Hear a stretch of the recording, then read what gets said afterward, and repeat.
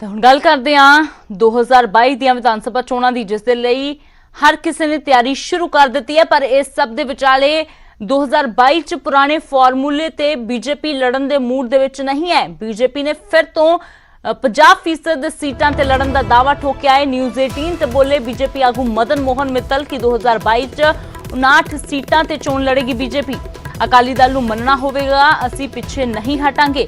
BJP हुण तक दस दी कि 23 सीटां ते चोण लड़दी आई है। दोवां पार्टियां विचाले कई सालां तो 94-23 दा फॉर्मूला चल रहा है, पर हुण पिछले कुछ समय तो खास करके लोक सभा चोणां तो बाद तो ये मंग ज्यादा उठनी शुरू हुई है कि बीजेपी हुण अपना कुनबा, अपना दायरा पंजाब दे विच वधाउणा चाहुंदी है। जिवें बाकी सूबियां दे विच बीजेपी एक वड्डी पार्टी है, तो उत्थे पंजाब दे विच भी बीजेपी हुण वड्डी पार्टी बनना चाहुंदी है। इसलिए बीजेपी दे वल्लों लगातार वख-वख आगूआं दे वल्लों ये कहा जा रहा है कि हुण ज्यादा सीटां ते बीजेपी लड़ना चाहुंदी है।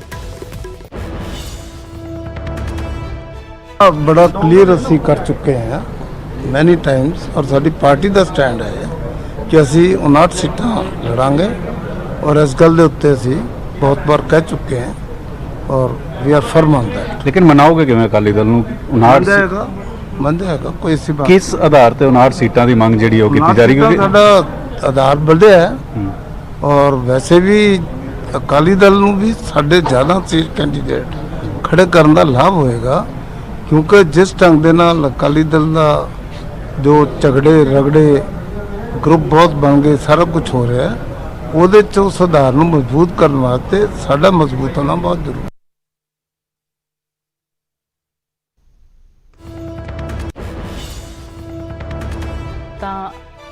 बीजेपी का कहना है कि पुराने फॉर्मूले तहत नहीं लड़िया जाएगा। असी ज्यादा सीटां की मांग करते हैं क्योंकि साडी परफॉर्मेंस, साडे प्रदर्शन दे विच सुधार होया है। तो बहुत सारे आगू पहला भी ये गल कह चुके हैं कि पार्टी दे विच लगातार वर्करां दे वल्लों भी ये मंग की जाती है कि उन्हां नूं भी उन्हां इलाकिਆਂ दे विच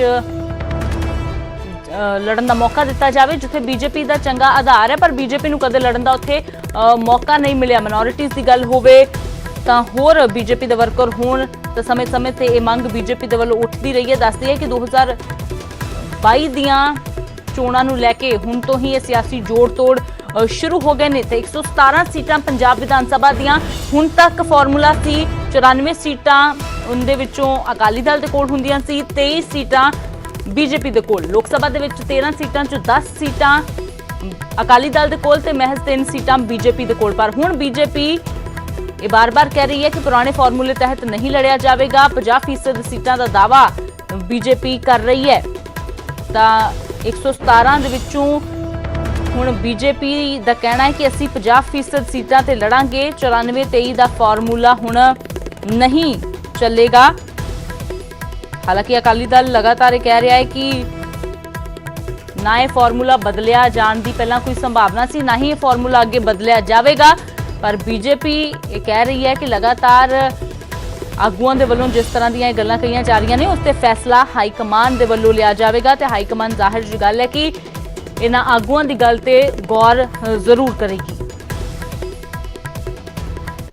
बड़ा क्लीयर असीं कर चुके हैं मैनी टाइम्स, और साडी पार्टी का स्टैंड है कि असीं 59 सीटां लड़ांगे, और इस गल दे उत्ते असीं बहुत बार कह चुके हैं और we are firm on that. लेकिन मनाओगे किवें अकाली दल नूं 59 मंदे हैगा कोई सी बात किस आधार ते 59 सीटां दी मंग जिहड़ी ओह कीती जा रही है? साडा आधार बढ़िया है, और वैसे भी अकाली दल नूं भी साडे ज़्यादा सीट कैंडीडेट खड़े करने का लाभ होएगा, क्योंकि जिस ढंग दे नाल अकाली दल का जो झगड़े रगड़े ग्रुप बहुत बन गए, सारा कुछ हो रहा है, ਉਹਦੇ 'ਚ ਉਸ आधार ਨੂੰ मजबूत करने वास्ते साडा मजबूत होना बहुत जरूरी है।